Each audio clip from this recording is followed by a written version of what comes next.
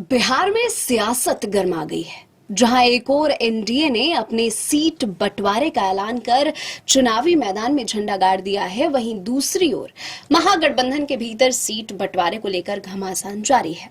कांग्रेस और आरजेडी के बीच खींचतान अपने चरम पर है और अब राहुल गांधी और तेजस्वी यादव की सीधी बातचीत भी इस विवाद को सुलझा नहीं पाई है। सोमवार को दिल्ली में कांग्रेस और आरजेडी की बड़ी बैठक हुई, जिसमें तेजस्वी यादव, केसी वेणुगोपाल और अन्य वरिष्ठ नेता शामिल हुए। माना जा रहा है कि इस बैठक में सीट शेयरिंग पर सहमति बन जाएगी, लेकिन सूत्रों के मुताबिक ऐसा नहीं हुआ।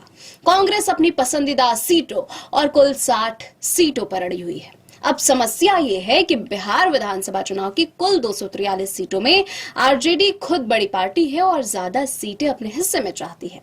वहीं कांग्रेस यह मानने को तैयार नहीं है कि उसका प्रभाव सीमित है। यानी बात यहां सीटों की संख्या और सियासी सम्मान दोनों की है।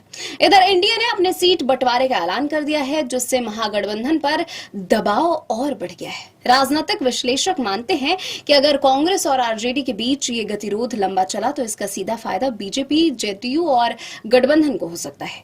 इस बीच वीआईपी पार्टी के अध्यक्ष मुकेश सहनी ने कहा कि अब कोई नाराजगी नहीं है, गठबंधन एकजुट है और सीट बंटवारे की घोषणा 1-2 दिनों में हो जाएगी। उनका बयान था, गठबंधन बीमार था, मैं नहीं, अब सब ठीक है। यह बयान भले मजाकिया लगे, लेकिन सियासी संकेत बहुत गहरे हैं। तेजस्वी यादव ने भी मीडिया से कहा, हम लोग बिहार जीतने जा रहे हैं, महागठबंधन सरकार बनाने जा रहे हैं। बेरोजगारी जैसी समस्याएं 14 नवंबर से दूर होनी शुरू हो जाएंगी। उनका कहना है कि गठबंधन में कोई विवाद नहीं है, सिर्फ कुछ सीटों पर बातचीत चल रही है। उन्होंने दावा किया कि अगले 1-2 दिनों में सीट शेयरिंग का औपचारिक ऐलान कर दिया जाएगा, लेकिन अंदर खाने की खबरें कुछ और ही संकेत दे रही है। दिल्ली से पटना लौटे लालू प्रसाद यादव ने 3 संभावित प्रत्याशियों को पार्टी सिंबल भी सौंप दिए हैं। यानी आरजेडी ने सीट बंटवारे से पहले ही अपने उम्मीदवारों को फाइनल करना शुरू कर दिया है। इससे साफ है कि आरजेडी अपनी रणनीति पर तेजी से आगे बढ़ रही है, जबकि कांग्रेस अभी भी सीटों की मांग में अड़ी हुई है।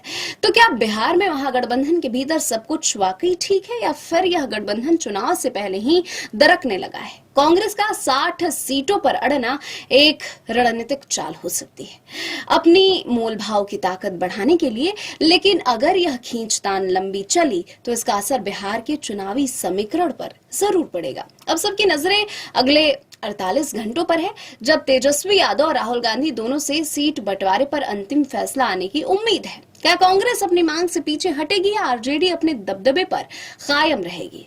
बिहार की राजनीति का अगला अध्याय बहुत दिलचस्प होने वाला है। आपकी क्या राय है? कमेंट करके हमें जरूर बताइएगा। वीडियो पसंद आए तो लाइक करें और चैनल को सब्सक्राइब करें।